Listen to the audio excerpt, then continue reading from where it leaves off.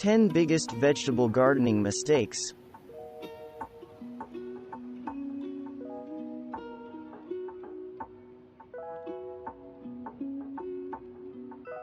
We're all impatient to get the garden started.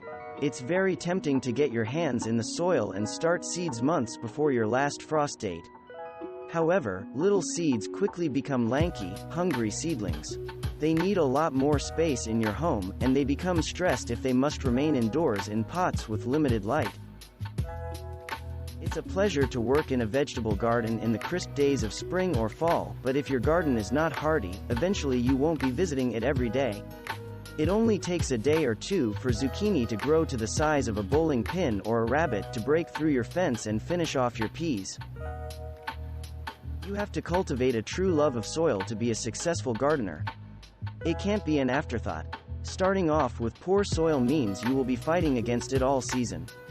Good soil harbors all kinds of beneficial creatures that help turn the soil into a repository of accessible nutrients while inhibiting the onset of problems.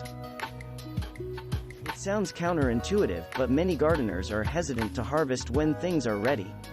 They worry that there won't be more coming in, or they don't want to hurt the plant, or sometimes they just want to have the look of an abundant garden. But not harvesting when a vegetable is ready to be picked will actually cause your garden to slow down.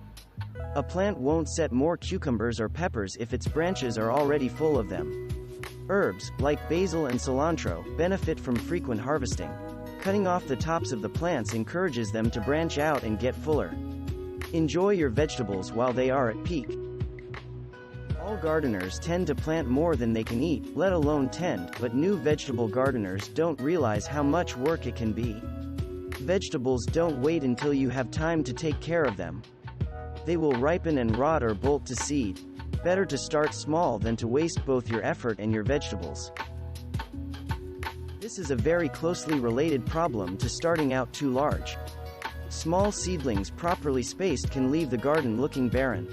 Why leave 3 feet between tomato plants when you can squeeze them a foot or so closer?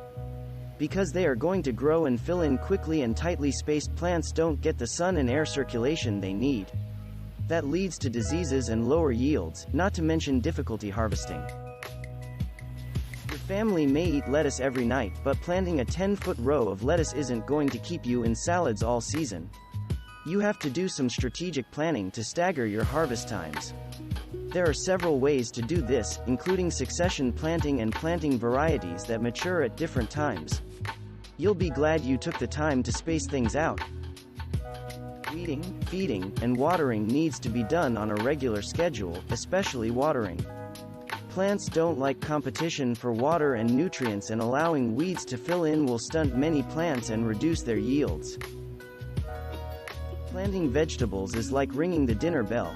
Herbivores, like deer, rabbits, and groundhogs, will clean you out overnight. The need for a sturdy fence cannot be overstated. What kind of fence depends on what animal problems you have. Not every problem in the vegetable garden requires a full assault, in fact, most don't. But you need to monitor your plants regularly. If you see yellowing leaves or spots, inspect closer and make a correction before the whole row of plants becomes ill. Insects like to lay their eggs on the undersides of leaves. Check there occasionally. Scraping off the eggs before they hatch can totally avert the problem. Thanks for watching. Subscribe for more interesting videos. And please hit the like button for the YouTube algorithm.